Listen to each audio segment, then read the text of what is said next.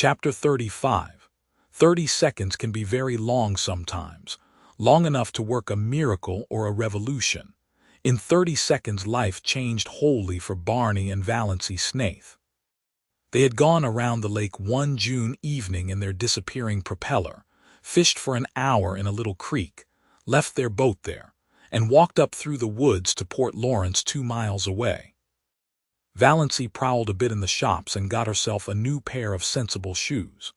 Her old pair had suddenly and completely given out, and this evening she had been compelled to put on the little fancy pair of patent leather with rather high, slender heels, which she had bought in a fit of folly one day in the winter because of their beauty, and because she wanted to make one foolish, extravagant purchase in her life.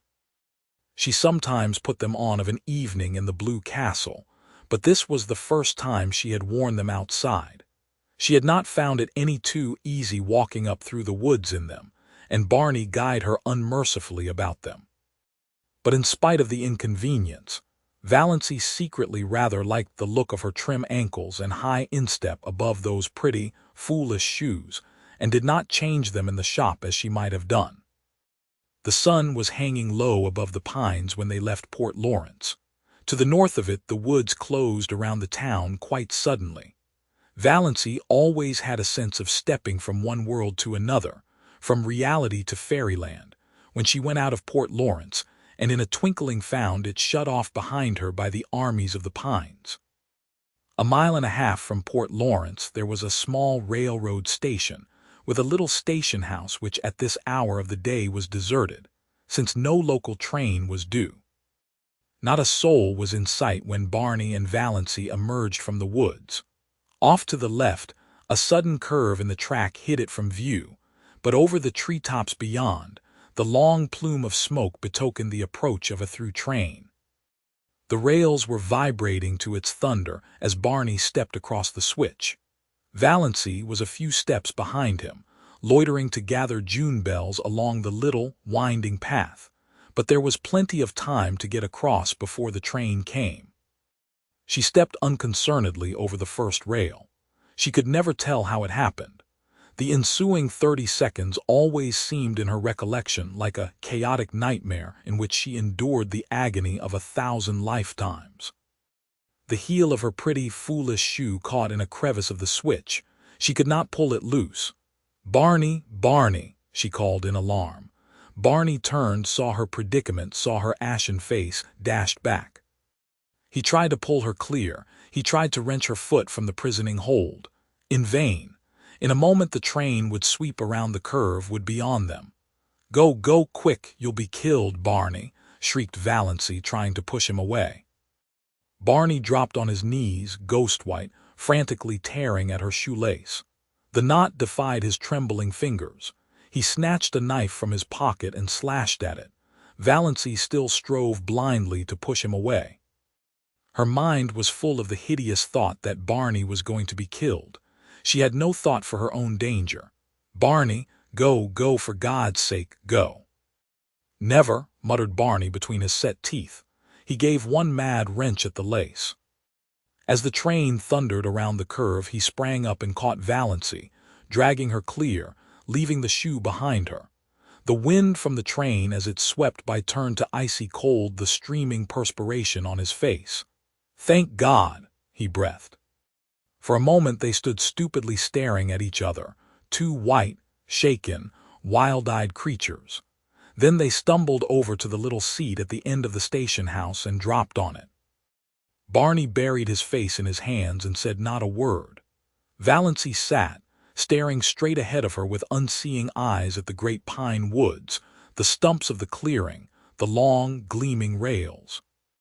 There was only one thought in her dazed mind, a thought that seemed to burn it as a shaving of fire might burn her body. Dr. Trent had told her over a year ago that she had a serious form of heart disease, that any excitement might be fatal. If that were so, why was she not dead now? This very minute.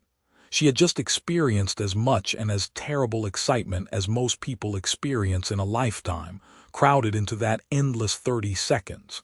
Yet she had not died of it. She was not an iota the worse for it. A little wobbly at the knees as anyone would have been, a quicker heartbeat as anyone would have, nothing more. Why, was it possible Dr. Trent had made a mistake? Valancy shivered as if a cold wind had suddenly chilled her to the soul. She looked at Barney, hunched up beside her. His silence was very eloquent. Had the same thought occurred to him? Did he suddenly find himself confronted by the appalling suspicion that he was married, not for a few months or a year, but for good and all to a woman he did not love and who had foisted herself upon him by some trick or lie? Valancy turned sick before the horror of it. It could not be. It would be too cruel, too devilish.